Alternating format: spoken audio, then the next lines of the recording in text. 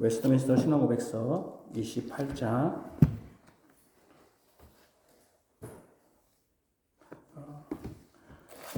4절에서 7절입니다. 웨스트민스터 신앙고백서 28장 4절에서 7절 세례에 보나요? 4절 세례는 그리스도를 믿으며 순종하겠다고 실질적으로 고백하는 자들만이 아니라 양친이 다 믿거나 어느 한쪽만 믿는 부모들의 유아들도 받는다. 이 세례를 모독하거나 무시하는 것은 큰 죄이다. 그러나 은혜와 구원은 세례에 분리될 수 없는 것으로 결합되어 있는 것은 아니기에 누구도 세례 없이는 중생도 구원도 없다고 말한다든지 세례를 받은 사람은 의심 없이 다 중생된 자라고 말할 수 없다. 세례의 효력은 세례가 거행되는 시간에만 국한된 것이 아니다.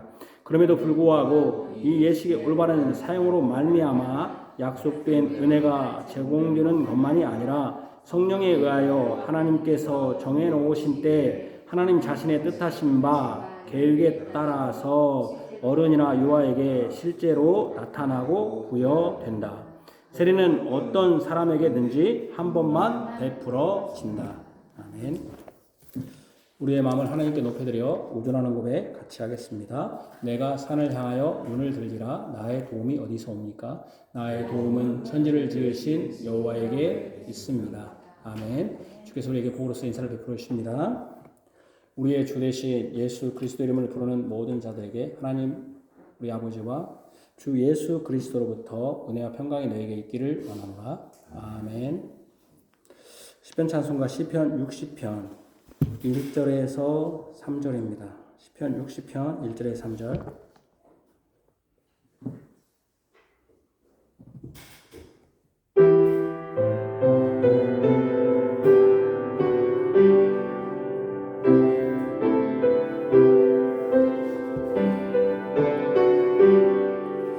주리 하나님이여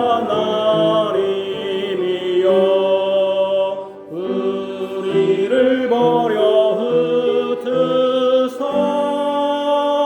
진노하셨을지라도 이제 회복시키소서. 주께서 땅을 흔들어 갈라지게 했사오나 이제 그 틈을 메우시사 요동치 않게 하옵소서.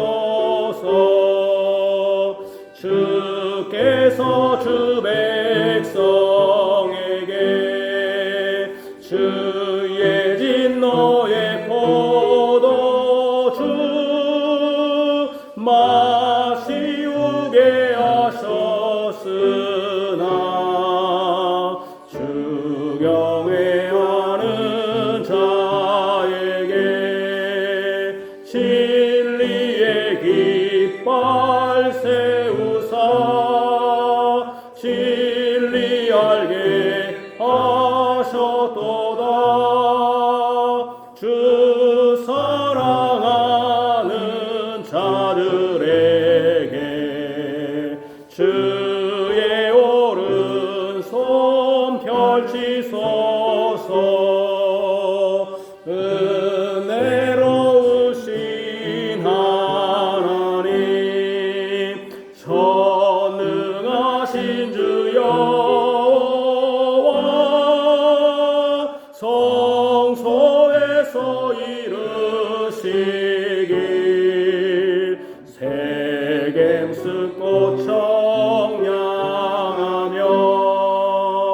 길르앗과 므낫세도 내 것으로 삼았도다.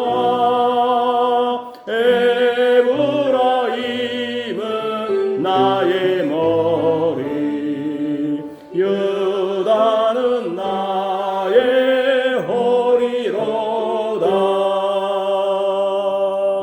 아멘. 오늘 열마디 말씀을 같이 하겠습니다. 하나님이 이 모든 말씀으로 말씀하시되 나는 너를 애굽 땅 종되었던 집에서 인도하여낸 내 하나님 여호와니라. 제1은 너는 나 외에는 다른 신들을 내게 두지 말라. 제2는 너를 위하여 새긴 우상을 만들지 말고 또 위로 하늘에 있는 것이나 아래로 땅에 있는 것이나 땅 아래 물속에 있는 것에 어떤 형상도 만들지 말며 그것들에게 절하지 말며 그것들을 섬기지 말라. 나 내 하나님 여호와는 질투하는 하나님인즉 나를 미워하는 자의 죄를 갚되 아버지로부터 아들에게로 3, 4대까지 이르게 하거니와 나를 사랑하고 내 계명을 지키는 자에게는 천대까지 은혜를 베푸느니라. 제3은 너는 내 하나님 여호와 이름을 망령되게 부르지 말라. 여호와는 그 이름을 망령되게 부르는 자를 죄 없다 하지 아니하리라. 제4는 안식일을 기억하여 거룩하게 지키라. 여섯 동안은 힘써 내 모든 일을 행할 것이나 일곱째 날은 내 하나님 여호와의 안식일인즉 너나 내 아들이나 내 딸이나 내 남종이나 내 여종이나 내 가축이나 내 문 안에 머무는 객이라도 하지 말라. 이는 엿새 동안에 나 여호와가 하늘과 땅과 바다와 그가 만들고 일곱째 날에 쉬었음이라. 그러므로 나 여호와가 안식일을 복되게 하여 그날을 거룩하게 하였느니라. 재오는 내 부모를 공경하라. 그리하면 내 하나님 여호와가 내게 준 땅에서 내 생명이 길리라. 제6은 살인하지 말라. 제7은 간음하지 말라.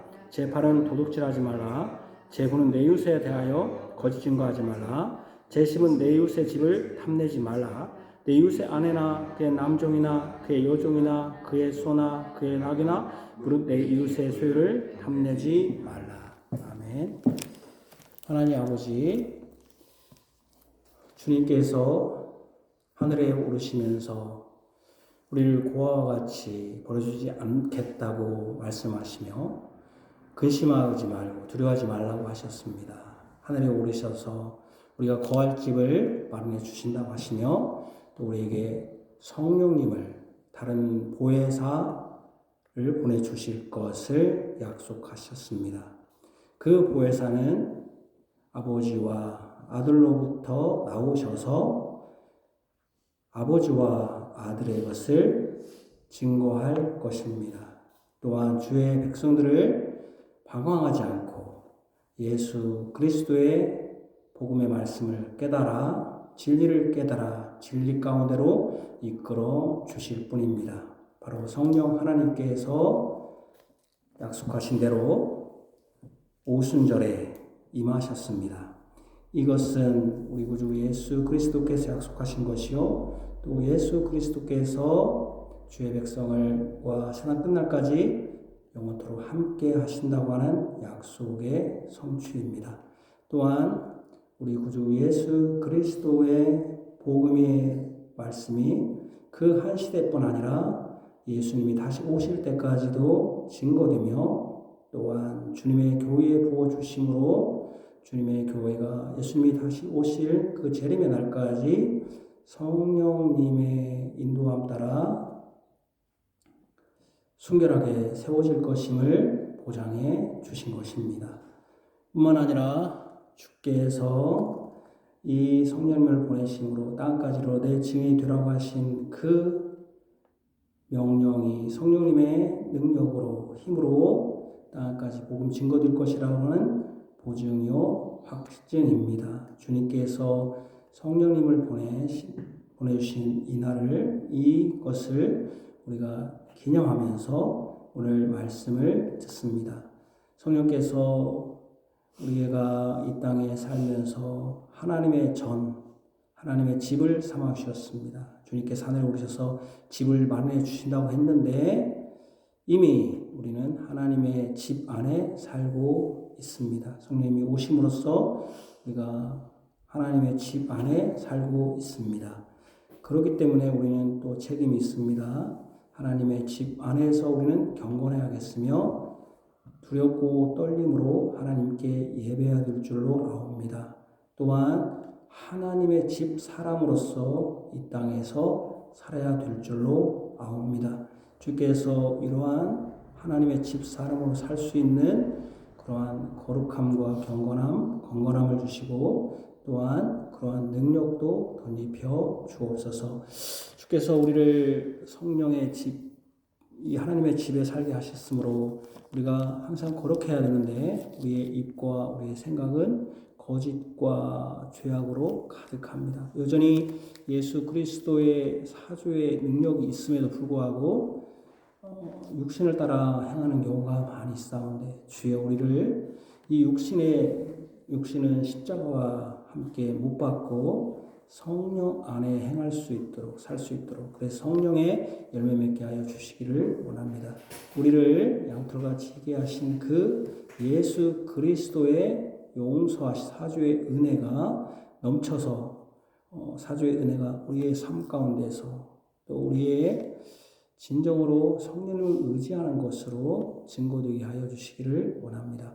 우리가 여러 가지 우리의 삶 가운데 낙심하게 하는 것들이 많사오나 그럼에도 불구하고 또 우리의 죄짓고자 하는 욕망이 많사오나 그럼에도 불구하고 성령님의 능력과 또 하나님께서 성령께서 깨우치시는 지혜로 그것을 피하고 벗어나 오직 하나님의 진실하신 것 같이 또 하나님이 완전하신 것 같이 하나님이 거룩하신 것 같이 완전하고 거룩한 길로 가게 하여 주옵소서. 그래서 우리 구주 예수 그리스도께서 죄인의 길에 서지 않고 오만한 자리에 자리에 앉지 않고 악인의 꾀에 빠지지 않은 것처럼 예수 그리스도의 연합한 우리들도 복된 자로 의인의 회중에 있는 자로서 생활하게 하여 주옵소서.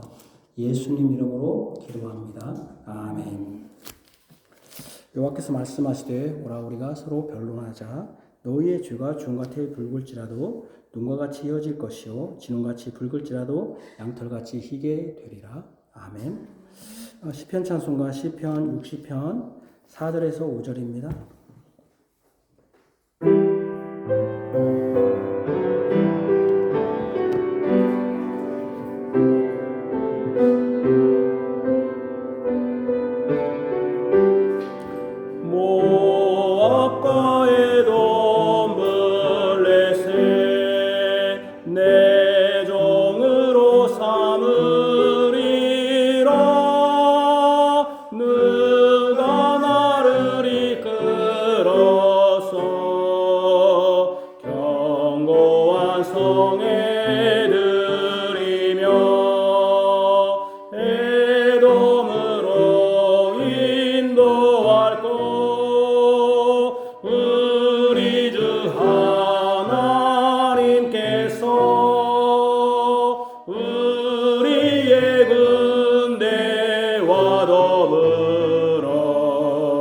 나가지 않으셨나이다. 우리를 도와주시사 대적을 치게 하소서. 사람의 구원 얻되니 우리의 하나님만을 의지하고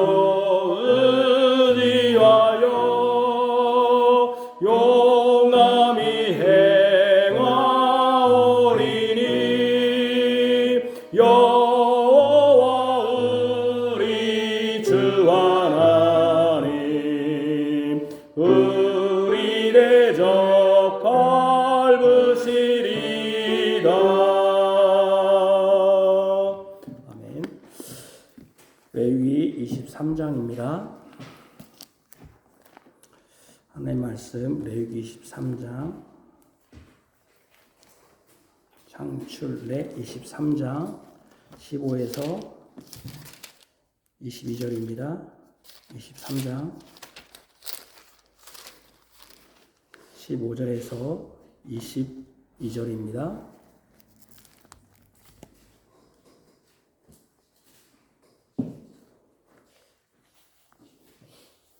레위기 23장 신약 구약성경 182페이지입니다.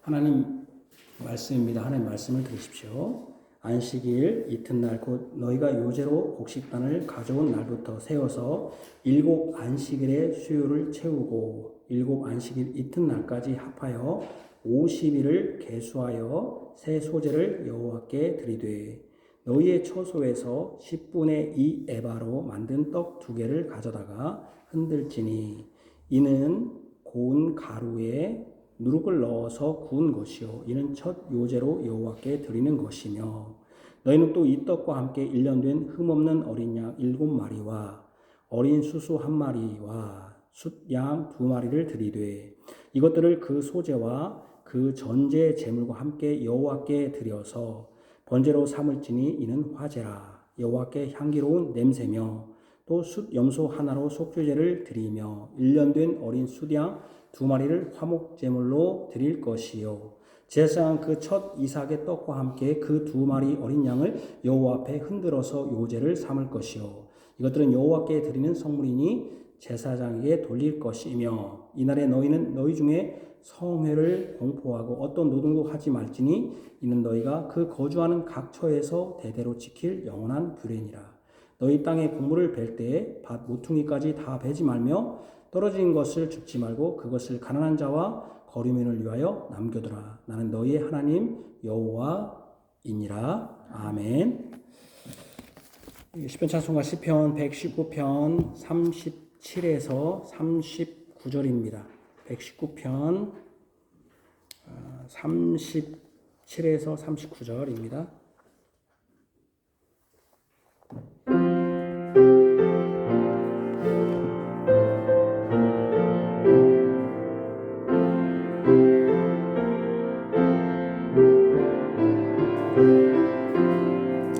주의 법 너무 사랑함으로 내가 온종일 묵상하나이다.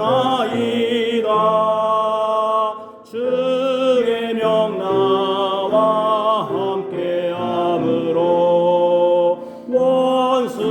원수보다도 지혜롭게 되며 나 주의 증거 묵상함으로 내 명철 스승보다 크나이다. 나 주의 법도 지킴으로써 노인보다도 명철하나이다. 나의 발 주의 말씀 지키려 악한 길에서 돌이켰나이다. 주님의 규례 가르침으로 나 거역하지 아니하리이다. 여호와 나의 하나님이여 주 은혜 언약 얼마나 단지요 글송이보다 더하나이다. 주 법도 인해 나 명철함으로 거짓된 길은 무엇이든지 다 미워하며 버리겠나이다.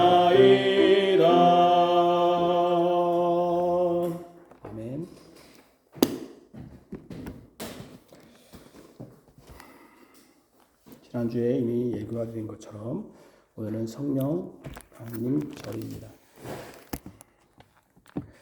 우리 구주 예수 그리스도의 사랑을 받는 성도 여러분, 예수님의 탄생, 죽으심, 부활, 승천, 재림은 단 한 번만 일어나는 사건으로 믿습니까?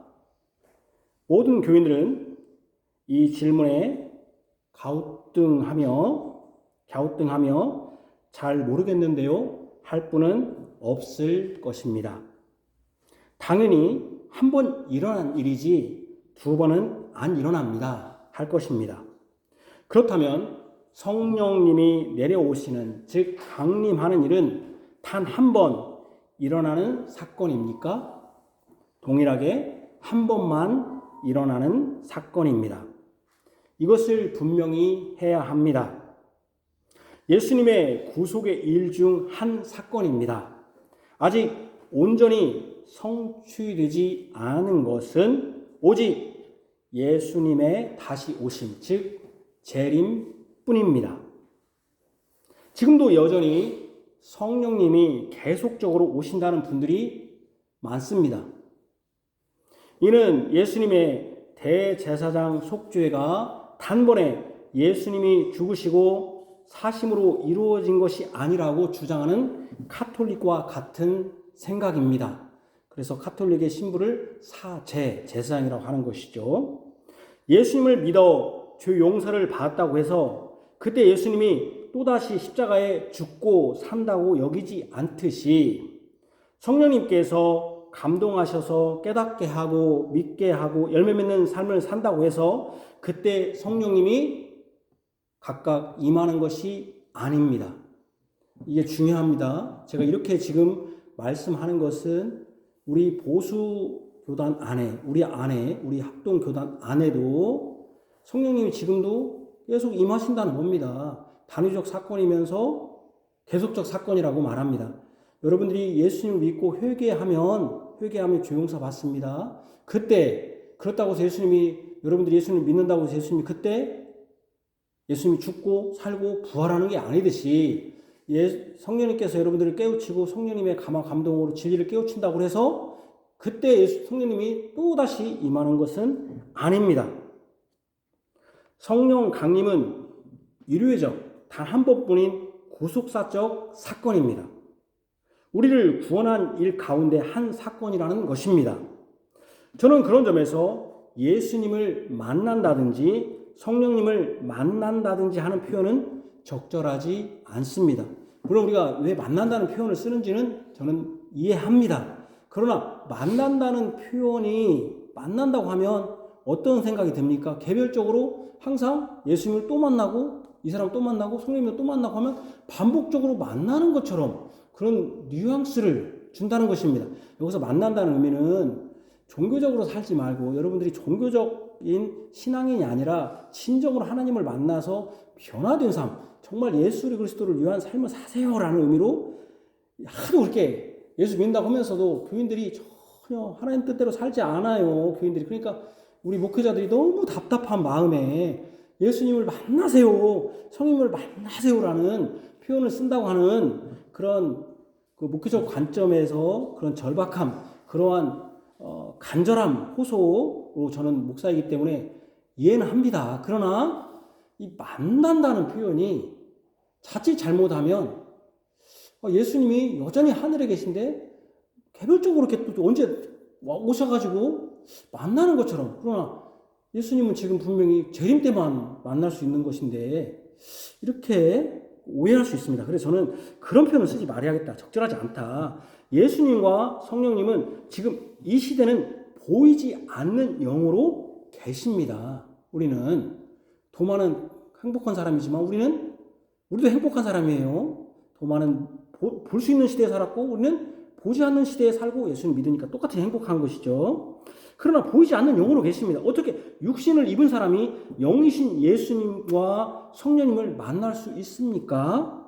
계시가 종결되기 전에는, 예를 들면 바울 같은 경우에는 다메섹에서 예수님을 배웠지만 이 시대는 계시가 완전하고 충만하게 종결되었기 때문에 그런 일은 없습니다. 아까 제가 다시 한번 말씀드렸지만 목사님이 너무 그 종교적으로 살으니까 그런 간절한 호소는 이해는 하지만 그것이 말하자면은 특별히 예수님을 만난다 할 때는 예수님이 다시 온다고 생각하지 않아요. 재림 때만 오니까. 근데 성령님을 만난다 하면 성령님이 마치 다시 계속 오는 것처럼, 성령님은 영이시니까 이러한 오해를 불러일으킵니다. 특별히 부흥회 같은 경우에. 그러나 그것은 굉장히 주의해야 됩니다. 성령님은 영이십니다. 많은 사람들은 지금 성령을 체험하거나 성령을 경험한다고 합니다. 성령은 체험하거나 경험하는 대상이 아닙니다. 성부 하나님을 체험하거나 경험한다고 여러분들이 하십니까? 그런 사람 있습니까? 없습니다. 성부 하나님, 예수님, 성부, 성자, 예수님은 경배의 대상이고 마찬가지 성자 하나님도 체험과 경험이 아니라 경배의 대상입니다. 우리가 신앙 고백에서 배운 대로 삼위일체 하나님은 동일 본질이시며 권세와 능력과 영광이 동일하신 분입니다. 그런데 성부 하나님은 체험한다거나 경험한다는 표현을 쓰지 않으면서 성령님은 경험한다, 체험한다 하면 이상한 것입니다. 이런 말도 주의해야 합니다. 오늘 저는 구약을 통해서 말씀하신 오순절이 신약에서 어떻게 성취되었는지를 다음과 같은 제목과 내용으로 설교하고자 합니다. 예수님께서 첫 열매로 시작된 구원의 일이 약속하신 성령님을 보내심으로 확장하셨다는 제목으로 두 요지입니다. 구약에서의 오순절의 예언, 신약에서 오순절의 성취. 첫 번째는 구약에서 오순절의 예언. 우리나라도 절기라는 것이 있습니다. 음력으로 계절에 따라 24개로 나눈 것입니다. 그래서 24절기라고 합니다. 이것은 기후에 따라 나눈 것입니다. 예를 들면 봄이 되었다 해서 입춘, 여름이 되었다 해서 입하, 가을이 되었다 해서 입추, 겨울이 되었다 해서 입동 하는 식으로 절기가 기후의 변화를 알려줍니다. 이스라엘에도 절기가 있었습니다. 절기는 봄과 가을의 절기로 나눌 수 있습니다. 물론 오늘 레위기 13장 첫 번에 나온 것처럼 가장 잘 알려진 절기는 안식일입니다. 안식일부터 시작하죠. 절기는. 어쨌든 그걸 기초로 봄과 가을로 나눕니다. 단지 봄과 가을로 절기를 나눈 것은 이해의 편의를 위한 것 뿐입니다. 봄은 우리나라 달력으로, 지금 우리나라 달력으로 3월과 4월경입니다. 가을은 9월과 10월경입니다. 봄 절기는 6월절로부터 시작됩니다. 6월절, 니산월 14일입니다. 이 절기가 시작입니다. 이 6월절 다음에 무교절이 있습니다. 그래서 그냥 무교절, 6월절을 거의 같이 보고 있습니다. 6월절이 시작인데 14일, 그 다음에 무교절이 15일부터 25일. 그 다음에 초실절, 여러분 초실절이라는 말 자체가 맞듯이 첫 열매 실자입니다. 처음 초, 우리가 한자로 한 겁니다. 초실절, 첫 열매 맺는 절기인데 이것은 무교절 기간 중, 그러니까 무교절이 언제입니까? 6월절 다음에 바로 그 다음 그 기간 중 첫 안식일 다음 날. 그러니까 무교절 기간에 6월절 다음에 바로 다음 날이 무교절인데 그서 돌아오는 첫 안식일 다음 날이 초실절입니다. 잘 기억하세요. 오순절은 어떻게 되냐면 초실절 후 7안식일. 그러니까 초실절부터 7안식일 그러면 7, 7, 49죠. 다음 날 50번째 되는 날 오순. 오순자가 열순자죠. 옛날에 순자, 열순자. 5 곱하기 10이니까 50. 오순절인 펜티코스트는 그리스어로 50번째 란 펜타곤 할 때 이게 뭐냐면 펜타 할 때 펜트라는 뜻이 오라는 뜻이잖아요. 오각형. 말하자면은 50번째라는 뜻입니다. 봄 절기를 다시 보면 6월절, 무교절, 초실절, 오순절입니다. 기억하시고 가을의 절기, 이제 우리가 또 가을 절기가 있습니다. 이스라엘 백성에게 나팔절입니다. 나팔을 불어요. 나팔 불어서 이제 가을이 시작됐음을 티수리월 7월 1일. 아까 제가 가을 절기는 9월이 10월이라고 했죠. 우리나라. 그달 이게 이제 7월 1일 이제 유대인 달력으로 7월 1일인데 그달 10일은 속주일입니다. 이것도 절기입니다. 대속주일이 여기에 있죠. 초막절이라고 하고 그 다음에 그 속절이 그 가운데 끼운 다음에 초막절이라고도 하고 장막절. 초막은 왜 초막절이냐면은 가을거지를 하면서 그 가을거지한 그쪽 들에 초막을 짓고 또는 장막을 짓고 우리 같으면 텐트 같은 걸 짓고 거기에 있는 절기입니다. 그달 15일, 21일. 그러니까 7월 1일이 나팔절, 그달 7월 10일이 대속죄일이 있는 속죄일이 있고 그다음에 초막절. 가을거지가 가장 바쁠 때 15일에서 20일. 이때가 초막절, 장막절이라는 것이 있습니다. 이것이 가을 절기입니다.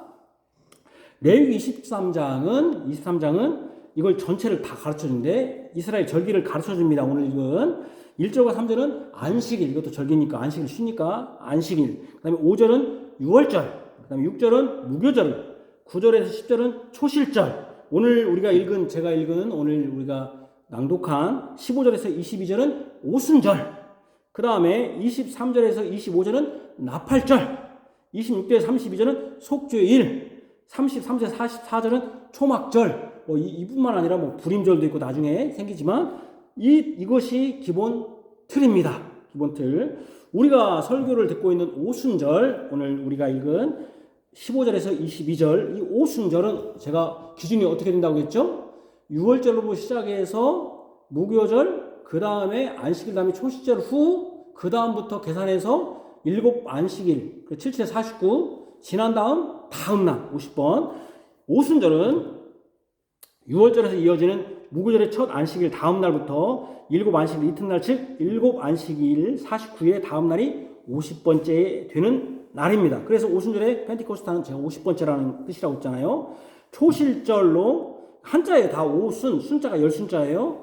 5자, 5 곱하기 10 하니까 50. 그다음 초실절도 이거 뭡니까? 한자예요. 처음 초자에다가 열매 실자. 처음 열매 맺는 절기다. 초실절로부터 50번째 되는 날이 오순절입니다. 이 오순절기의 특징은 떡 2개로, 오늘 제가 이제 이 본문에 있는 내용을 지금 설교하고 있습니다. 떡 2개로 가족을 위해서 소제는 흔들 소자입니다. 이게 흔들어서 하나님께 드리는데 그 떡은 누룩을 넣었다는 겁니다. 누룩, 이스트죠. 이스트, 부풀리게 하는 거. 누룩이 없는 것은 고난을 상징해요. 그래서 언제 누룩을 없는 떡을 먹습니까? 6월절과 무교절. 그리고 다른 절기도 다 이렇게 먹습니다. 그런데 오직 오순절만 누룩이 있는 떡을 먹습니다. 누룩이 없는 걸 상징한다면 누룩이 있는 떡은 감사와 기쁨을 상징합니다. 분명히 오순절은 기쁨과 감사의 축제입니다. 이 봄 절기에서 오순절 쭉 있는데 오순절만 누룩을 넣습니다. 이때도 물론 숫양과 숫소와 숫염소로 하나님께 번제, 아까 화제라고 하는 것이 오늘 보면 화제가 번제입니다. 불 다 태워드린다는 거죠. 보통 초실절은 말 그대로 첫 열매를 기뻐하며 드리는 것인데 그때의 첫 열매는 보리입니다. 그래서 이것을 무엇이라고 하지? 보리다 보니까 맥추절, 맥주가 아니라 맥추, 보리 맥자 추수할 추자, 보리를 추수하는 절기다 해서 맥추절, 우리 한국에서는 지금도 맥추절로 이렇게 지키고 있죠. 그래서 초실절을 맥추절이라고도 합니다. 보편적으로 밀로 드립니다. 첫 이삭의 떡과 함께 2마리 어린 양으로 여호와께 흔드는 요제로 드리라고 했는데 이 첫 이삭의 떡은 보통 밀로 만든 떡입니다. 번제도 드리지만 떡과 함께 드리는 2 어린 양은 요제로 드려서 제사장에게 줍니다. 다 하나님께 번제로 드리면 제사장이 먹을 것이 없습니다만은 번제만이 아니라 흔들어서 드리는 요제로 드린 것을 제사장에게 준다는 것은 하나님께 감사하고 그것을 기쁨으로 백성들과 나눈다는 겁니다. 그러니까 이 오순절은 다른 제사와 달리 화목제물도 있는 것이죠. 하나님께도 드리지만 또 백성들도 기뻐하는 거죠. 첫 수확을 했으니까. 이런 의미입니다. 이는 분명히 오순절은 추수에 대한 감사의 축제다. 감사의 축제다. 아까 우리 맥주절을 할 때도 감사하잖아요. 그래서 맥주 감사주일, 감사주일이라고 하잖아요. 추수 감사주일 그러잖아요.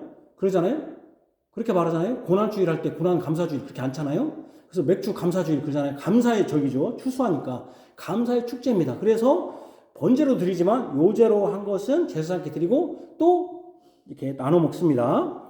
오순절은 하나님께 번제로 드려서 먼저 하나님께 드립니다. 번제만 드리는 것이 아니라 요제로 흔들어서 드린 것은 제사장에 줍니다. 거기서 끝나는 것이 아니라 화목제물은 뭡니까? 그 제물을 드린 사람들과 같이 화목하는, 같이 먹는 것이죠. 이때는 밀을 수확하는 때입니다. 아까 제가 얘기했죠. 밀을 수확한다고. 처음에는 보리로 시작해서 이제 우리는 밀농사를 짓지 않으니까. 그러니까 이렇게 생각하면 될 것 같습니다. 우리가 보리 거두기 시작하면 뭘 심지요? 보리 거두기 시작하면 뭘 심어요? 농사를 안 짓니까 나락을 심죠. 벼를 심지 않습니까? 그러니까 벼를 이제 수확한다고 생각하면 좀 이해할 수가 있겠어요. 우리가 밀을 짓지 않으니까. 첫 열매 후에 봄 작물의 모든 결실을 거두는 때입니다. 이 봄 작물. 초실절부터 시작된 보리. 초실절에는 보통 보리를 거둬요. 거두고 다 거둔 다음에 밀을 수확하는. 그러니까 말하자면은 보리와 밀을 수확하는 이런 시기입니다. 이 작물을 거둘 때 어떻게 하라고 하냐면 또 오늘 본문에 보면은 이 중요한 내용이 있는데 22절에 보면 아무 일도 하지 말라 하면서 22절에 보면은 뭐라 같이 읽읍시다. 22절 너희 땅에 곡물을 벨 때 밭 모퉁이까지 다 베지 말며 떨어진 것을 줍지 말고 그것을 가난한 자와 거류민을 위하여 남겨두라. 나는 너희의 하나님 여호와니라. 그랬단 말이에요. 이 작물을 거둘 때 밭 모퉁이까지는 다 베지 말아라. 혹시 거두다가 떨어진 이삭 같은 것은 그대로 두라고 했습니다. 이것을 가난한 자와 거류민이라는 뭡니까?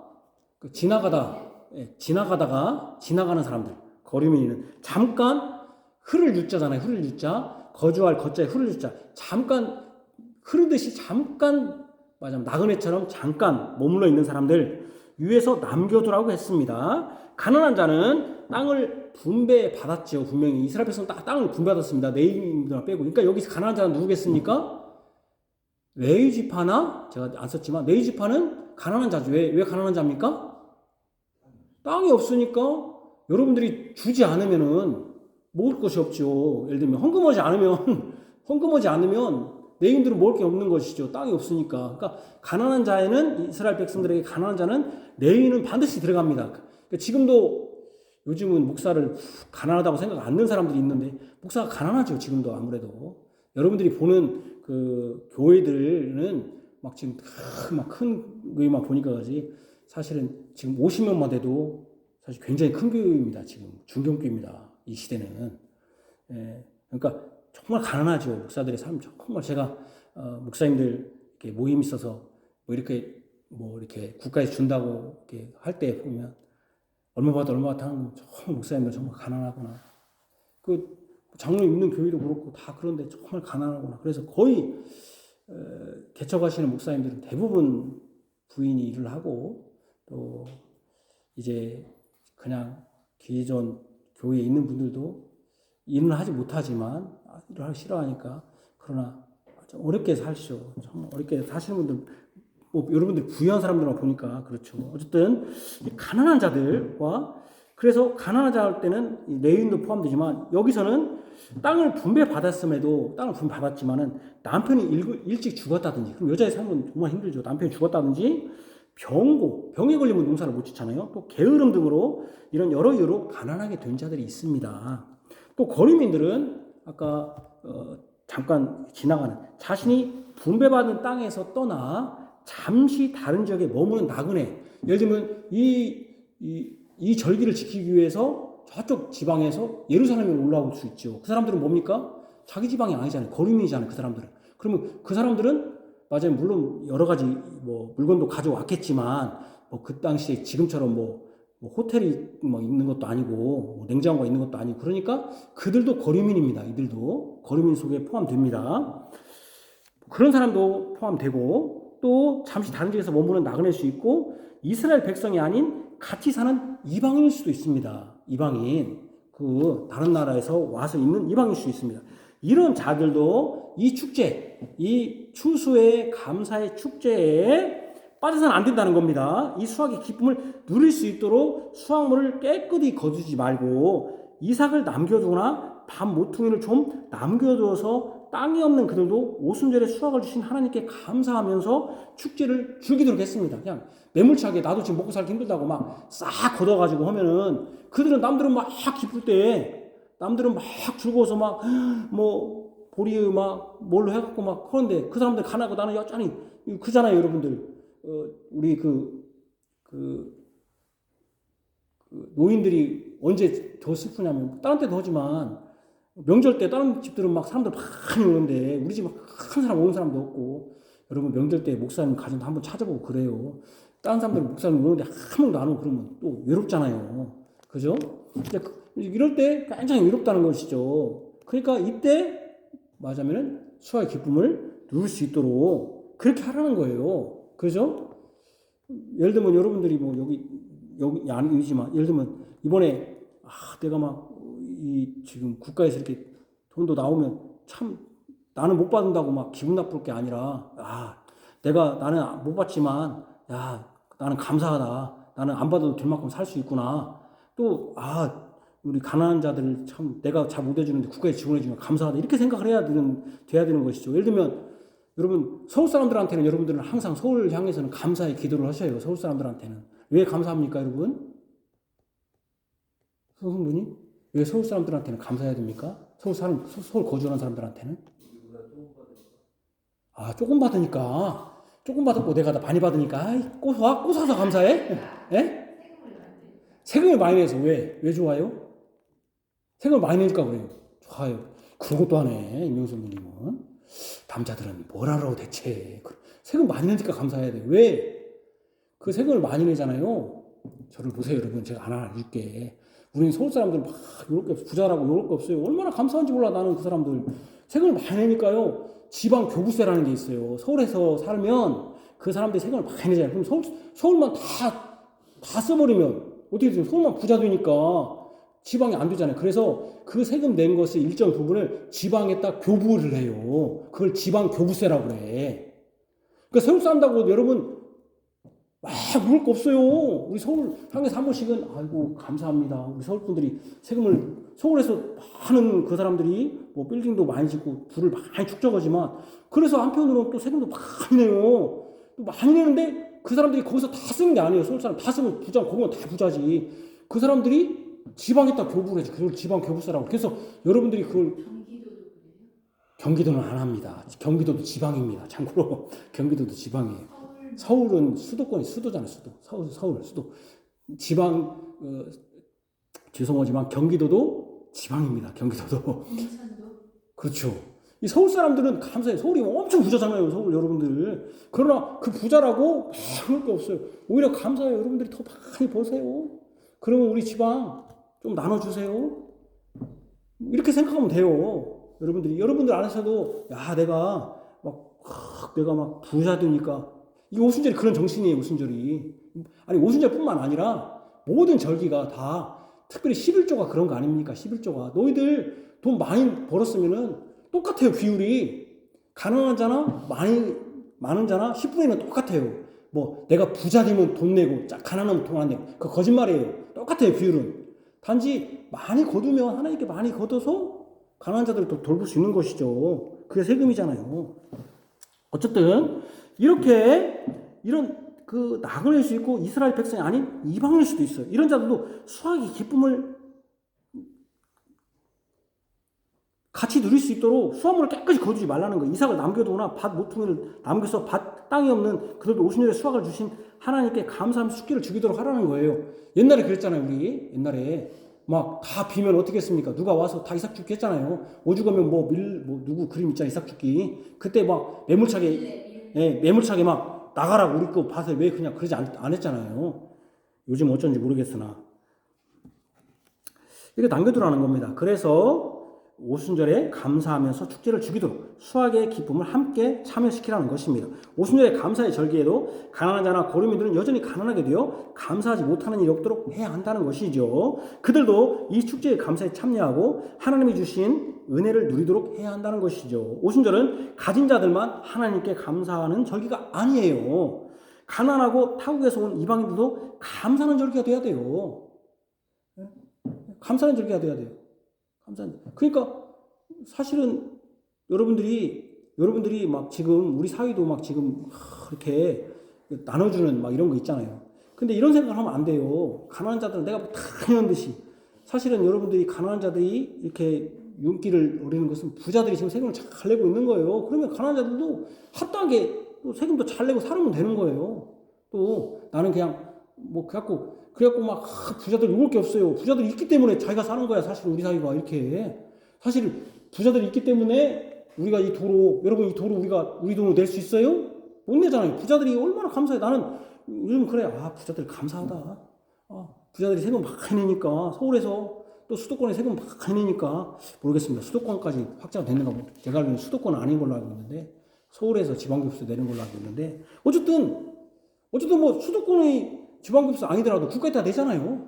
그러면 국가에서 그걸 갖고 뭐 다 쓸 수 없으니까 여기다 또 이렇게 해주는 거잖아요. 그죠?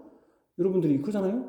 예를 들면 임대주택 가난한 자들 위해서 임대주택 LH가 사실 일반 주택에서는 못해요. 일반 사기업체에서는 그러잖아요. LH가 우리가 세금 낸 걸로 LH가 운영해가지고 그거 하는 거잖아요.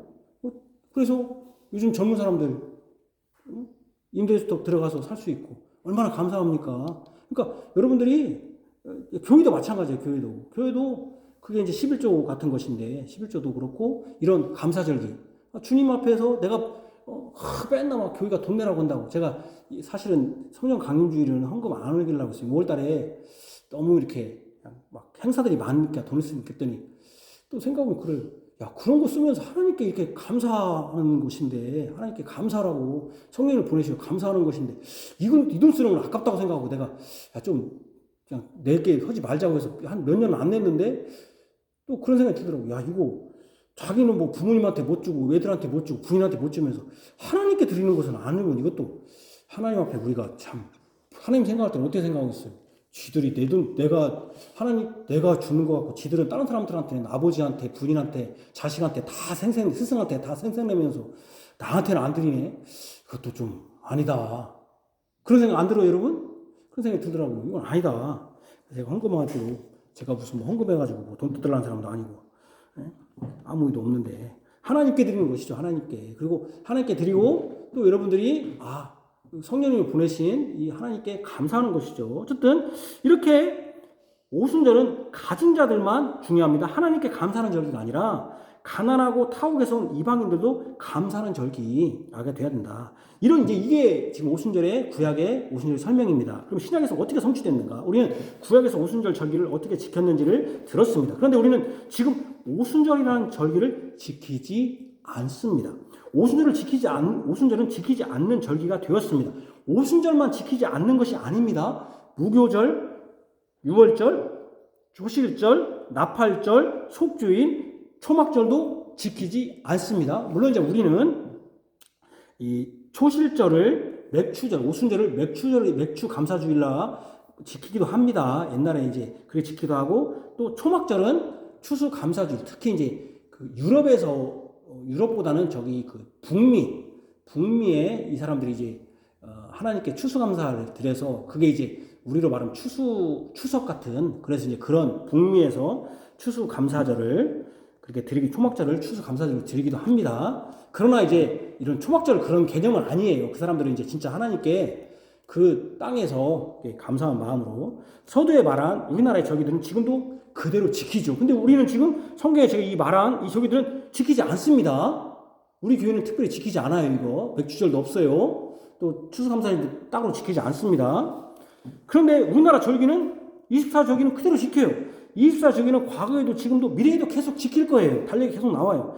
그리고 그게 굉장히 좋아요. 24절기는 과거에도 지금도 계속 지킬 거예요. 그 절기들은 지금 이 시대 우리에게도 기후 변화를 알려주고 그것을 통해 경작하는 등 여러 정보를 아는 데 유익합니다. 기후 변화에 따라 절기를 나눈 것이기 때문에 이 기후가 계속 되는 한 유지될 것입니다. 그런데 왜 구약의 절기는 지금 지키지 않습니까? 무교절, 유월절, 초실절, 오순절은 봄 절기이고 나팔절, 속죄일, 초막절은 가을 절기를 하지 않았습니까? 이것은 봄거지와 가을거지 즉 수확과 관련되었기에 농경 사회의 기후 변화와 관련된 우리나라 24절기와 비슷하지 않나요? 아까 내가 봄, 가을이라고 했으니까.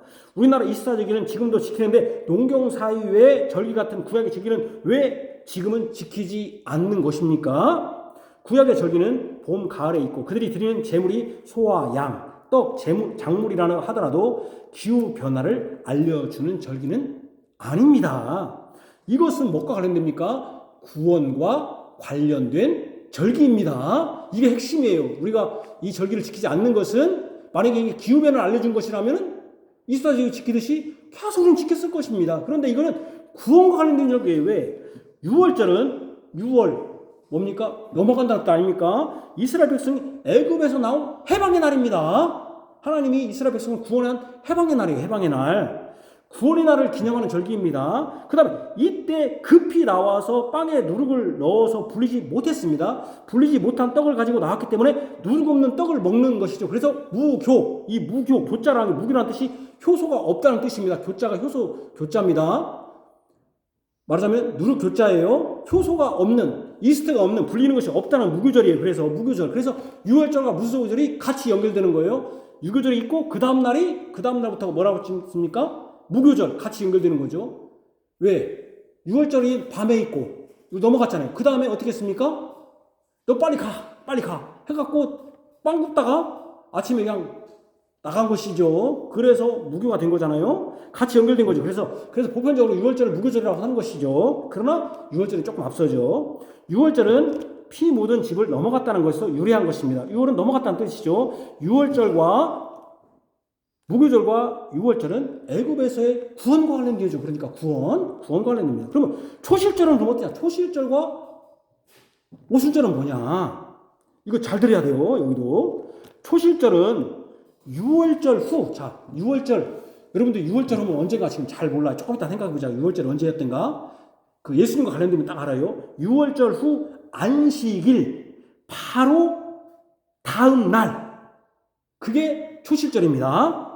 내가 이렇게 지금 정확히 날짜까지 정확히 내가 얘기하는 이유가 있어요. 왜 그러겠습니까? 자, 6월절 후 안식일 다음 날. 지금 우리로 말하면 자, 6월절이 언제겠어요? 그러면 6월절이 언제겠어요? 자, 월화 수목 금 토 일 중에 6월절이 언제겠어요? 6월절을 안식일을 주일로 보면 우리가 안식일이 주일이니까 언제입니까? 6월절이 안식일 후 6월절 후 안식일 바로 다음 날. 정확히는 모르죠 우리가 지금. 그죠? 근데 누구로 계산하면 딱 알아요? 내 구원과 관련된다고 했잖아. 예수님. 언제 갔어요? 금요일. 그때는 금요일이었죠. 안식일이 언제였으니까? 토요일이었으니까. 그러면은 6월절이 토요일이네.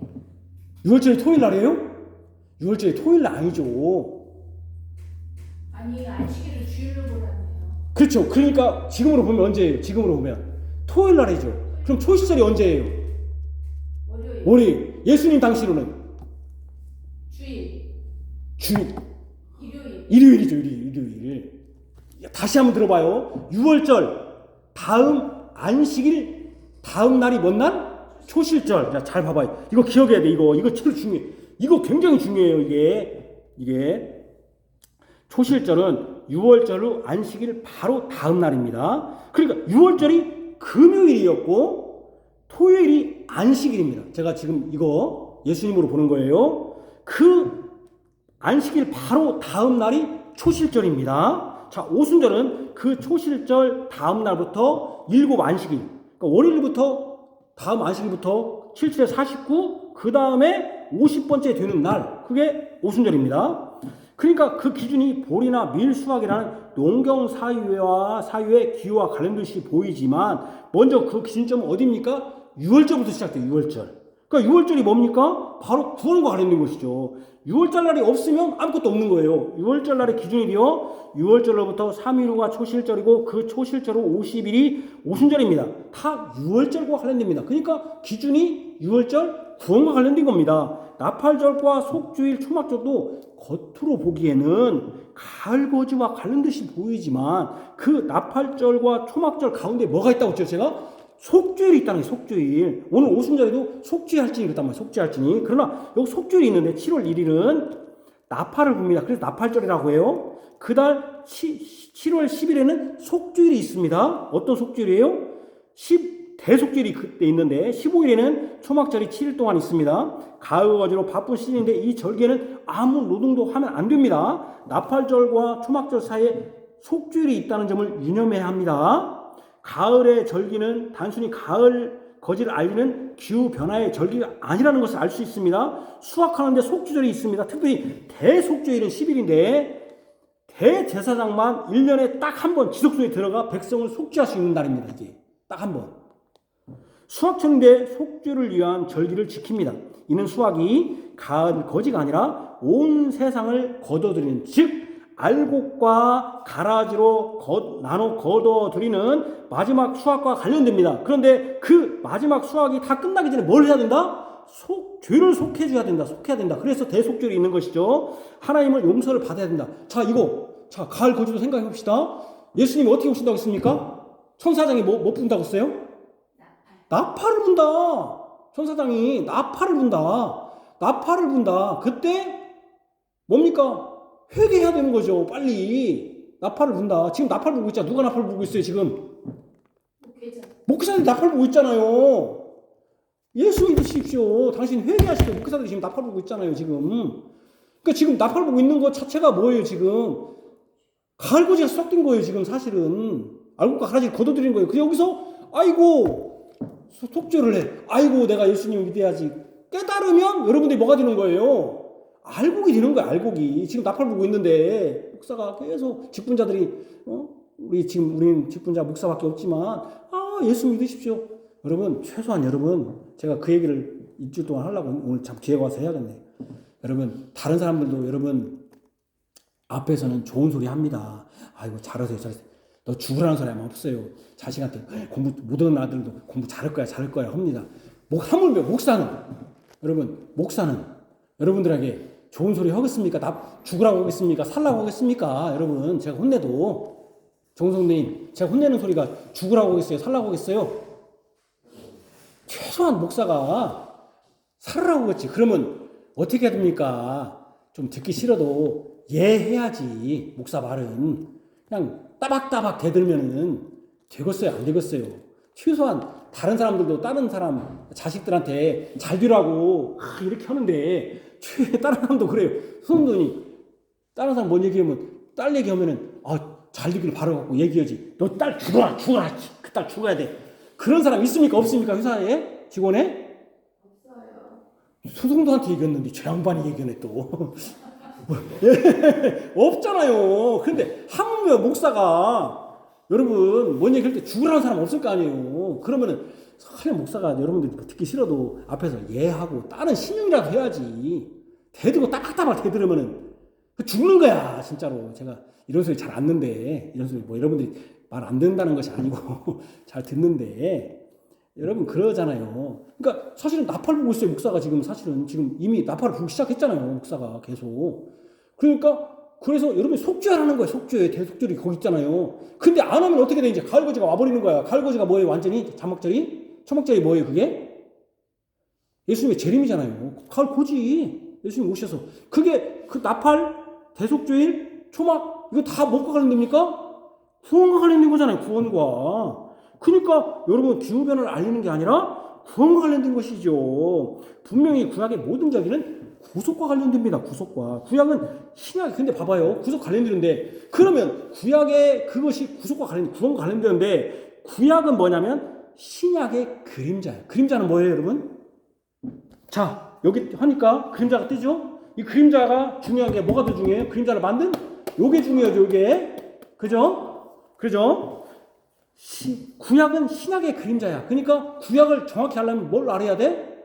신약을 해야 돼. 신약이 이거니까. 이 그림자를 만들게 한.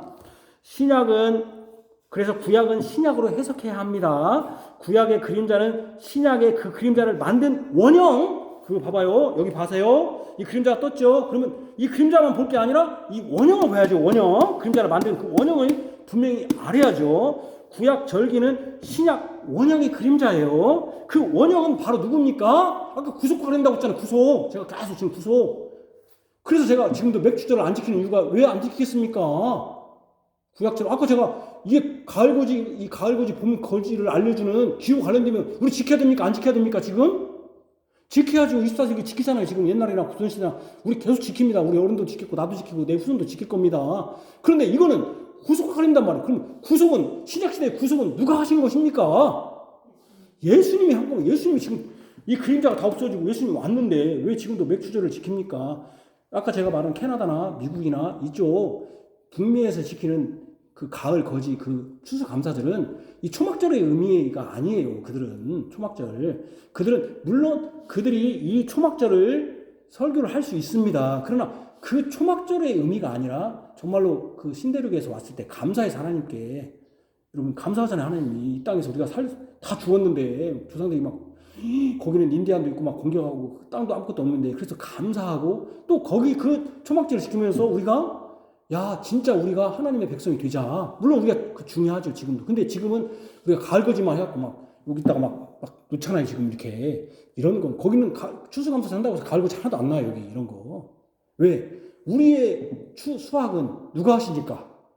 예수님 구속과 관련시켜야 돼요. 진짜 만약에 여러분들이 추수감사절을 한다면은 여기다가 추수감사절 이렇게 이거 놓을 것이 아니라 뭘 생각해야 됩니까? 내가 하나님께 추수할 때 내가 아까 대속죄도 있다고 했잖아요. 내가 정말 죄를 회개하고 1년 동안 그 죄를 용서하고 또 하나님이 우리를 살게 하시다 감사하다.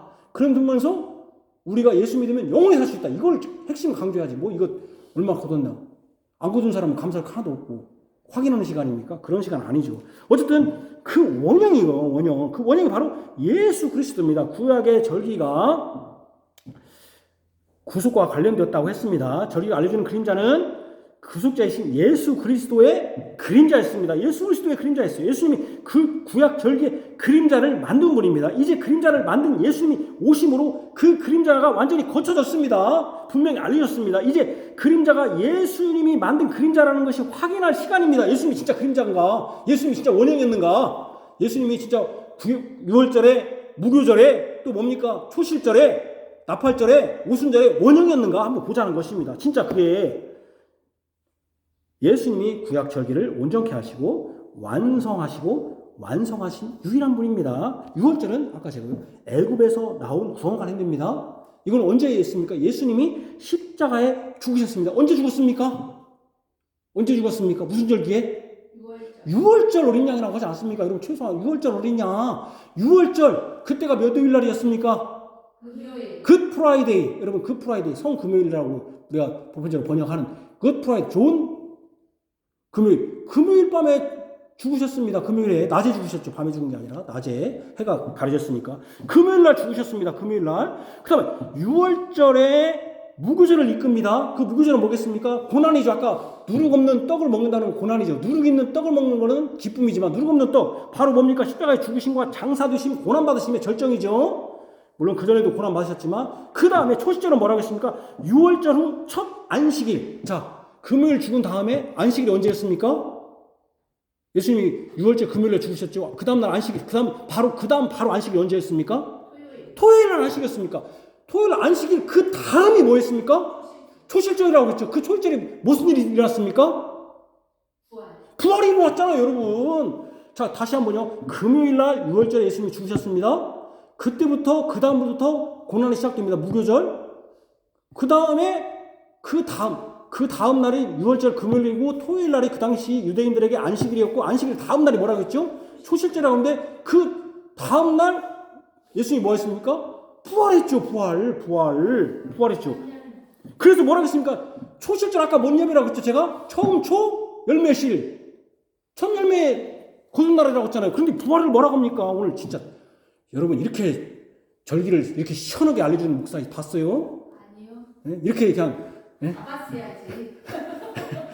아니 이렇게 지금까지 우리가 절기 배웠지만 이 절기 지금까지 나도 여러분 설교 준비했지만 여러분 절기 이렇게 했지만 이렇게 시원하게 야 절기가 이거였구나 이렇게 시원하게 그냥 시원시원하게 이렇게 확실하게 절기 뺀다 절기 6월절 뭐죠 하는데 봤냐고 잘 들어 그러니까 초실절 근데 그다음에 토요일 안식 후 첫날이 토요일 그 토요일이 안식일이에요. 그 다음 날이 일요일이야. 우리로 말하면 주일이야. 그때 뭔 일이 있었어? 예수님이 부활하신 날이야. 근데 예수님이 부활을 우리는 뭐라고 그래요? 모든 부활의 첫 열매라고 하잖아. 첫 열매. 첫 열매가 뭐라고? 구약시대 초실절. 그 초실절을 누가 완성했어? 예수님. 다 나오네 이제. 그러니까 유월절을 누가 완성했어? 유월절 어린양. 자, 무교절 고난받는 거. 고난받고 십자가 못 박혀서 장사 주신 거. 무교절 누가 했어? 예수님. 그 다음에 죽으신 다음에 안식일 다음에 월요일 주일이지. 우리는 주일날 뭔 일이 있어요? 부활해. 그래 부활의 첫 열매 초실절 누가 했어요? 예수님. 다 구원 관련되잖아요.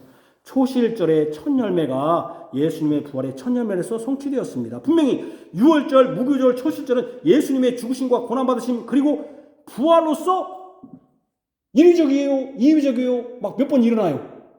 1회적 사건 있잖아요. 한 번밖에. 1회적 사건입니다. 사건. 이걸로 성취되었어요. 그럼 오순절은 어떻게 되었습니까? 오순절. 그 초실절을 기준으로 7번의 안식 후 다음날 7일에 49 다음날 오순절. 이 오순절 기준도 사실은 오순절 단독으로 떨어져 있습니까? 안 떨어져 있습니까? 안 떨어져 있죠. 뭘로 기준했어요? 지금 6월절부터 시작됐잖아요. 6월절부터. 6월절 다음에 초월절 다음에 그 다음에 돌아오는 7번 지난 다음에 다음날. 그러니까 뗄 수가 없죠. 6월절이 단위적 사건이라면 오순절도 단위적 사건입니까? 아닙니까?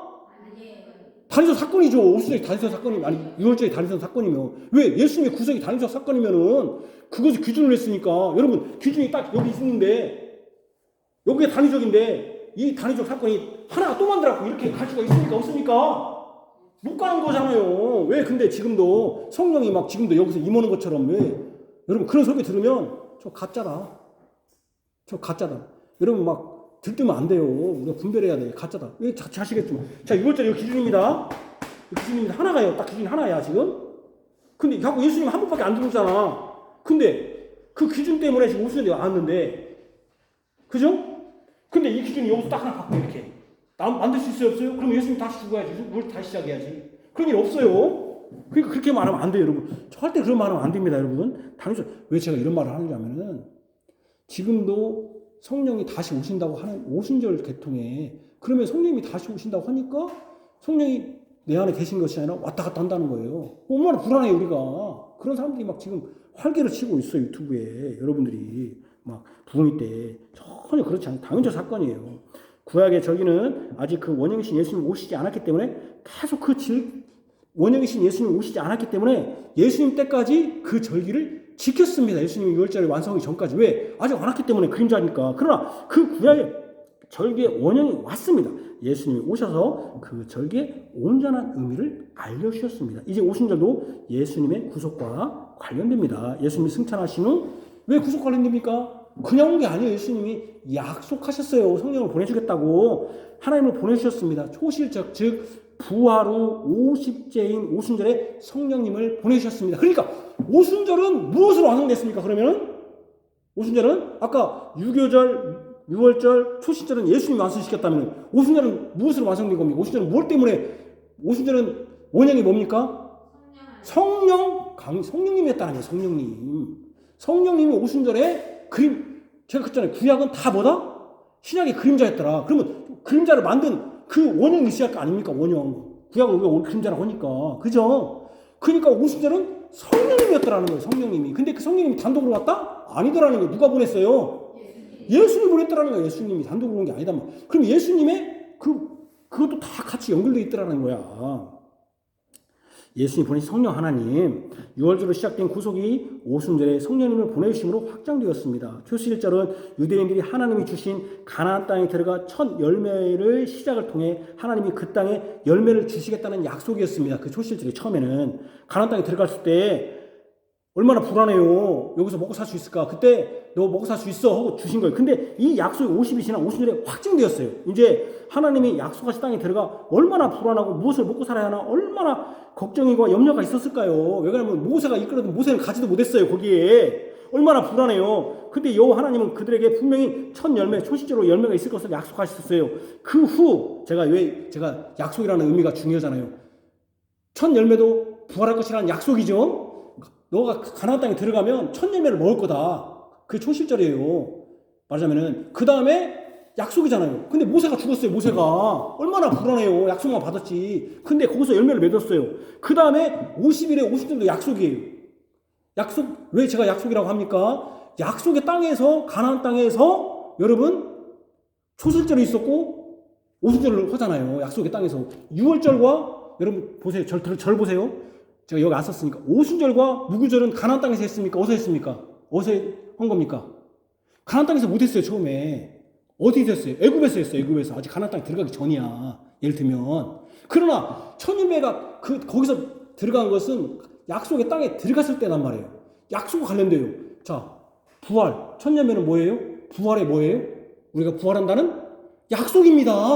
또 오순절 성령이 임한 것도 어떻게 임했습니까? 그냥 임한 게 아니에요. 예수님이 약속했습니다. 약속했어요. 그래서 임한 거예요. 예수님이. 지금 막 기도오면 성령, 기도온다고 성령님 오는 게 아니에요. 예수님이 약속했어요. 약속. 왜? 아까 약속의 땅이라고 했잖아요. 가나안 땅이. 그러니까 그렇게 되는 거예요. 그래서 그 50일의 열매를 거둠으로써 그 땅에서 삶을 풍족하게 하셨습니다. 첫 열매의 약속을 오순절에 맛보게 하신 것이죠. 그 땅을 주실 뿐 아니라 그 땅에서 살 수 있다는, 가나안 땅에 살 수 있다는 확신을 주시는 것이죠. 예수님이 부활하신 하늘로 오르심으로써 이 땅에서 떠났습니다. 마치 모세가 떠난 것처럼 떠나버렸어요. 쟤들은 고아와 같이 남겨져 버렸어요. 얼마나 불안해요. 근심이 가득해요. 이는 가나안 땅에 들어간 이스라엘 백성과도 같아요. 약속하신 땅에 들어갔지만 그들이 정착하여 살 수 있을까 걱정해요. 쟤들이 예수님의 부활의 첫 열매를 보았지만 예수님이 떠나버렸어요. 이 땅에서 예수님이 안 계신데 어떻게 살 수 있을까, 살아갈 수 있을까 걱정입니다. 그때 오순절이 찾아옵니다. 밀을 수확하게 됩니다. 그 땅에서 풍성한 열매를 거둡니다. 예수님이 하늘에 오르신 후 10일, 그러니까 부활하신 첫 열매 후 50일의 오순절이 찾아옵니다. 하나님께서 교회의 열매를 맺게 합니다. 어떻게 맺으셨습니까? 예수님은 떠났지만 그분의 교회의 제자들을 부르십니다. 120문도가 또 한 사람이 고랬을 때 어떻게 했습니까? 유다가 안 되니까 한 사람을 마띠아를 선택했습니다. 그것이 시발점이 바로 뭡니까? 이 시발점이 바로 약속한 성령을 보내신 것입니다. 물론 이것은 단위적 사건입니다. 구약의 오순절은 아직 그 원형이 안 오셨기 때문에 계속적으로 절기를 지켰습니다. 그러나 오순절에 원형이 오셨습니다. 그 원형이 누굽니까? 바로 성령 하나님입니다. 성령 하나님이 왔는데 또 그 절기를 계속 지키는 것은 무엇과 같습니까? 6월절과 무교절, 초실절의 원형이신 예수님이 오시는데 그 절기를 계속 지키는 것과 같은 것이죠. 그러니까 지키면 안 되죠. 지금 6월절, 무교절, 초실절 지키지 않지요. 단위적 사건이기 때문입니다. 어떤 분은 오순절 성령은 그때도 오셨지만 지금도 오신다고 합니다. 이것은 뭐가 같습니까? 예수님은 지금도 다시, 그때도 죽었지만 예수님이 지금도 다시 죽고 장사되고 부활한다는 거 똑같은 거예요. 그렇게 하면 안 됩니다. 제가 지금 여러분 우리 성령 강림절 하는 것은 왜 제가 성령 강림절 하는 겁니까? 구약에 그 원형이 성령 강림으로 성취되었다. 예수님의 구속이 성취됐다는 알려주는 것이지 여러분들한테 헌금 얻으려고 하는 것도 아니고 여러분들한테 수학을 많이 거둘 것이라는 약속을 하는 게 아니에요. 제가 지금 이거 지키면 그런 걸 하는 게 아닙니다. 6월절, 무교절, 초실절 예수님은 그 한 번으로 완성했다면 왜 오순절 성령이 임하시니 한 번에 완성되었다고 말하지 않는 것입니까? 성령님도 한 번에 임하셨습니다. 성령님은 약속하신 대로 오신 약속의 성취입니다. 약속의 성취. 초실절에 보여진 그 열매의 첫 열매의 그 열매가 풍성하게 열려 거두게 되었습니다. 어떻게 거뒀습니까? 예수님이 초실절의 첫 열매시죠. 예수님의 첫 열매이신 부활의 승리의 열매가 부활의 승리죠. 죄악에 대한 승리죠. 오순절에 맺혔습니다. 먼저 오순절에 성령을 보내주심으로 예수님이 그의 제자들을 고아로 버려두지 않으신다는 것이죠. 성령이 그들 안에 내주하심으로써 그들과 세상 끝날까지 함께 하신다는 약속을 성취하셨죠. 그들에게 참된 평화와 기쁨을 주신 것입니다. 아까 가나안 땅에 들어가서 너도 먹고 살 거 걱정하지 말아라. 첫 열매 있듯이 오순절에도 열매 주신다. 또 걱정하지 말아라. 장막절에 초막절에 주신 것이죠. 이제 예수님을 믿는 모든 사람에게 임하신 성령님이 내주하십니다. 그들이 어디로 갈지 어느 길로 가야 할지 성령님은 인도해 주십니다. 이제 어떻게 살아야 할지 내 편에 없는가 할 때 예수님은 안 계신데 어떻게 예수님을 깨닫으면서 살까 걱정할 것이 없습니다. 성령님이 그를 보내신 성부와 성자 하나님의 뜻을 알려주시고 그 길로 인도하십니다. 성령님이 오심으로 우리는 근심할 것이 없습니다. 예수님이 하늘에 오르셨지만 마치 모세가 죽었지만 불안할 것이 없어요. 가나안 땅에 들어가서 오르셨지만 우리는 불안함과 낙심할 것이 없어요. 우리에게 다른 보혜사, 원보혜사는 누굽니까? 예수님이죠. 다른 보혜사는 성령님을 보내주셨기 때문입니다. 바로 예수님이 첫 열매로서 왜 제가 첫 열매라고 그럼 부활하진 않았는데 부활이 뭡니까? 죄에 대한 승리 아닙니까? 죄에 매여 있었던 사람들이 있었어요. 근데 이제 성령님 오심으로써 이제 무슨 일이 벌어지는지 아시죠? 어떤 일이 벌어지는지. 사도행전에 죄에 대한 승리가 일어나요. 근데 보혜사로서 우리를 보호하시고 은혜를 주시는 분이고 변호해 주시는 분이에요. 우리를 거룩한 집 삼아 주시는 분이에요. 우리가 하나님의 집이 됐어요. 우리 집 안에 살게 되었어요. 우리가 고아가 아니에요. 이제 집이 있으면 뭐가 있어야 돼요, 여러분? 누가 있겠어요? 집이 있으면 집을 누가 만들어요? 집은 누가 마련해요? 아들이 마련합니까? 다른 사람이 마련합니까? 옆집 아저씨가 마련합니까? 누가 마련합니까? 집은 자기가 마련해요? 아, 집은 자기가 마련한다. 찬우야, 집은 자기가 마련해야 된대요. 찬우도 빨리 또 집 마련해, 또 빨리 집 나가라. 자기가 집 마련하는 게 아니죠. 집은 누가 마련합니까? 아버지가 마련한 거죠. 아버지 하나님이 우리를 보여준다는 겁니다. 성령님이 우리를 집 삼아줬다는 것은 아버지가 집을 마련해줬다는 거예요. 아버지가. 성령님이 오신 것은 보이게 임하시지 않았습니다. 그래서 바람이 이리 갔다 저리 갔다 못 온다고 했잖아요. 믿는 자들 안에 권하시는 방식으로 오셨습니다. 먼저 교회에 임하셨고 교회 안에 성도들의 마음에 임하셨습니다. 성령님 오셔서 교회로 그의 백성을 부르십니다. 오순절 축제에 여기 아까 얘기했죠. 가난한 자들과 거류민을 위해 이삭과 밤 모퉁이의 곡물을 남겨두라고 했죠. 그들이 거두도록 하심으로 그들도 오순절 축제를 감사하도록 주겠듯이 그 원형이 오신 성령님은 이방에 복음을 전했죠. 가난한 자는 복이 있나니 천국이 저희 것이며 하는 그 가난한 자들, 잃어버린 자들, 그 학대받는 자들, 또 뭡니까? 거류민들, 이방인들, 오순절에 예루살렘에 모인 많은 사람들에게 그들을 말로 하나님의 큰 일, 즉 구원의 일을 듣게 하셨습니다. 5,000명이나 믿어 그 위에 들어온 일이 일어났어요. 엄청나게 많은 숫자들이. 그들은 어떤 사람이었습니까? 죄에 매여 사망에 매여 있던 사람이었어요.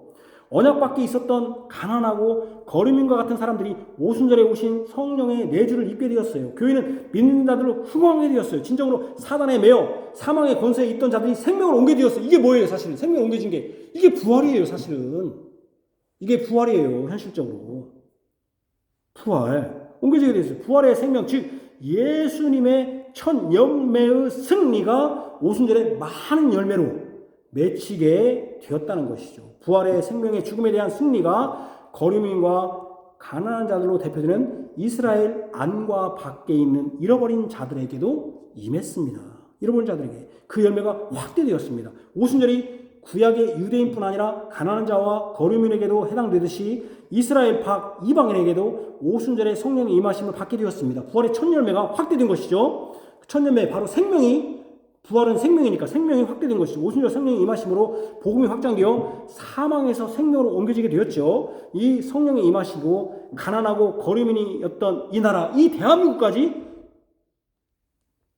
또 열매를 맺게 되었던 것이죠. 첫 열매이신 예수님의 부활의 열매가 오순절의 성령의 오심으로 이 땅, 이방 땅, 대한민국까지 확장되게 되었습니다. 땅까지 이르러 내 증인이 되리라는 예수님의 말씀이 성령님의 오심으로 성취된 것이죠. 예수님의 부활의 첫 열매로서 승리가 오순절의 성령의 오심으로 온 세상에 많은 열매로 수확하게 되었죠. 그렇죠? 아까 거류민들을, 가난한 자들이 기쁨에 참여한다고 했는데 우리도 성령이 임하신 것에 참여하게 된 것이죠. 복음이 증거됨으로써. 우리가 이삭 몇 개 지금 죽는 사람들이 아니라 이것이 무슨 우리 기쁨을 참여하는 게 아니라 아까 모든 저기는 뭐가 관련된다고 했습니까? 구속과 관련된다고 했잖아요. 그 성령의 임하심이 복음이 증거되어서 이방 땅 여기까지, 우리까지도, 우리 가난한 자들, 불쌍한 자들이잖아요. 그러나 주님 앞에서 이제 우리는 부유한 자가 되었죠. 부유한 자가. 여기서 부유한 자는 경제적으로 말하는 게 아닙니다. 경제적으로 말하는 게 아닙니다. 하늘의 신령한 복으로 부유한 자가 되었죠. 우리가 복음 진리를 믿어 주님의 교회에 들어와 이 예수님의 부활의 승리를 기뻐하고 감사하는 것은 바로 오순절에 성령이 임하심으로 그 구원의 기쁨이 온 세상 곳곳에 열매를 거둬들였기 때문입니다. 우리는 오순절 성령님이 임하심을 기뻐합니다. 우리를 세상 끝날까지 버려두지 않으시고 보호하시고 진리로 이끄사 이끄시는 보혜사 성령님께 감사합니다. 우리는 그분께 감사하게 헌금합니다. 성령님이 주신 승리의 기쁨을 감사함과 아울러 이 복음을 증거합니다. 아직도 이 승리의 기쁨에 참여하지 못하고 사단의 죽음의 권세에서 불안과 염려로 사는, 때로는 아무것도 모르고 안일함 가운데 헛된 안심과 기쁨을 사는 자들에게 복음을 전합니다. 우리는 실로 성령님께서 오심으로 우리와 영원토록 함께 하시는 삼위일체의 하나님을 경배하고 높입니다. 예수님의 구속을 기뻐하고 감사합니다. 예수님 우리를 끝날까지 사랑하심을 감사합니다. 우리는 예수님의 구속의 날, 곧 재림의 날까지 성령님이 함께 하심으로 지켜주실 것을 믿고 감사합니다. 이것이 이방 땅 잃어버려져 있던 우리에게도 오순절 성령의 오심으로 주신 기쁨이고 감사입니다. 성령님의 오심을 기뻐합시다. 성령님의 오심을 감사합시다. 성령님의 오심으로 우리의 믿음을 경고케 하심을 감사합시다. 이제 우리도 성령의 공급하시는 힘으로 성령의 열매를 맺읍시다. 우리의 온 인격과 삶이 하나님이 받으시기 합당한 열매로 오순절 축제에 우리 자신을 산 제물로 드립시다. 아멘. 기도하겠습니다. 하나님 아버지, 주께서 약속하신 대로 성령님을 보내주셨습니다. 이것은 초실절에, 구약의 초실절에 성취하셨던 예수님의 부활의 첫 열매일 그 열매가 확장되는 것을 보여줍니다. 오순절에 성령이 임하심으로 이것이 이루어졌습니다. 이스라엘 백성들이 약속의 땅 가나안 땅에 들어갔을 때 어떻게 살을까 염려였을 때 초실절을 맺게 하시고 그것을 통하여 오순절에 또 밀까지 맺게 하심으로 내가 너희들을 살게 해주겠다.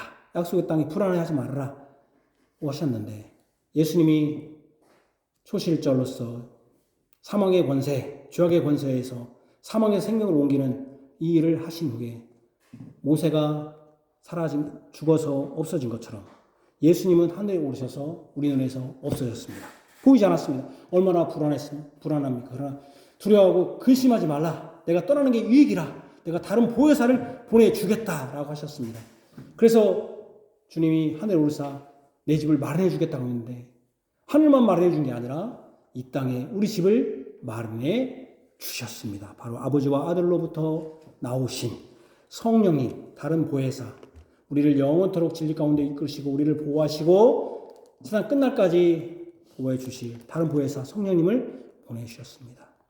이것이 오순절이 구약의 오순절의 성취입니다. 그러나 이 오순절은 이스라엘의 선민들에게만 기쁨이 아니라 가난한 자들, 거류민들에게도 축제의 감사의 축제의 절기입니다. 예수님은 심령이 가난한 자는 복이 있나니 천국이 저희 것이며 라고 했는데 주께서 오순절을 보내심으로 심령이 가난한 자들 또 이스라엘 밖의 이방인들 죄와 사망의 법에서 완전히 죽어 지옥 가장 뜨거운 불 가운데 떨어질 이방인들이었던 이 나라까지도 또 주님이 약속하신 대로 세상 끝날까지 함께 하시고 또 땅까지 이르러 내 증인이 되라고 하신 그 약속의 말씀이 성취됨으로 이 땅에까지 복음이 전해지게 되었습니다. 그리하여 오순절의 기쁨, 심령이 가난한 자들 또 거류민이었던 우리들도 이 감사의 축제에 참여하고 기뻐하게 되었습니다. 우리가 이날 주께 헌금합니다. 우리가 주님께 감사로 기쁨으로 또 우리를 구원하시고 우리를 보호하시고 또 약속을 성취하신 주님을 또 사망 권세에서 구원하신 주님을 기뻐하면서 헌금합니다. 또 우리가 이날 우리 주님이 우리 집으로 삼아주셨으니 우리가 경건하고 거룩하게 두렵고 떨림으로 하나님을 우리 집을 잘 소재해야겠다. 깨끗하게 해야겠다. 또 우리가 하나님 앞에 신실하게 주님이 다시 오셔서 나팔을 불고 또 속죄하는 그래서 완전히 알곡과 가라지로 거둘 때 알곡이 되어야겠다고 하는 이러한 마음들이 우리에게 가득하게 하여 주옵소서. 주께서 우리의 성령을 주심을 다시 한번 감사드립니다. 주께 영광 돌립니다. 예수님 이름으로 기도합니다. 아멘.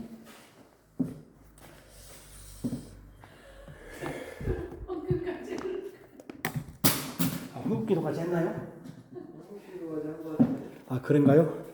그래요. 그래야겠네요. 시간이 하도 많이 지나서 시편 62편 1절에 3절 오후에 제가 하기로 했죠. 시편 61편 1절에 3절 부르시면서 우리 헌금하시죠. 네. 시편 61편 1절에 3절 61편 1절에 3절 61편 1절에 3절 부르짖으며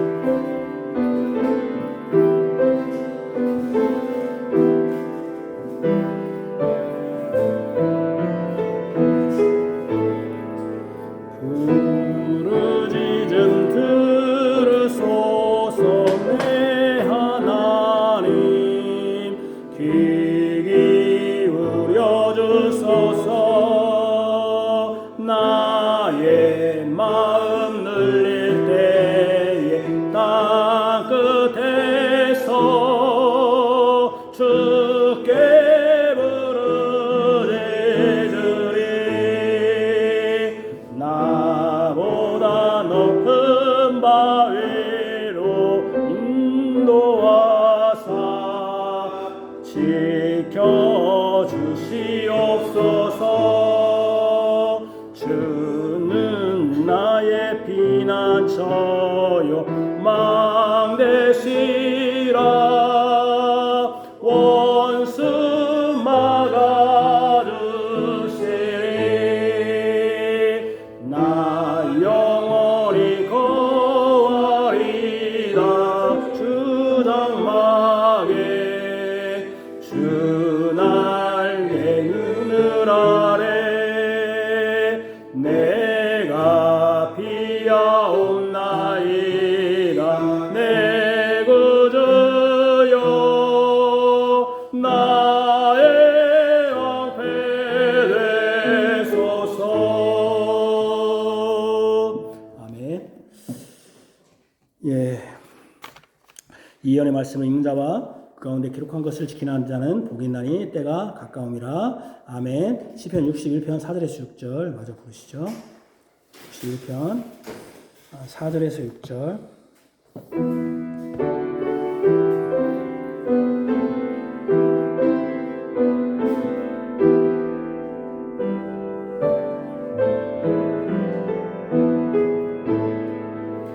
내 소원 들어주소서. 내 하나님 주를 경외하는 자. 약속으로 주신 기업 얻게 하사 내게 주셨나이다. 여호와 주의 사랑을 보이소서.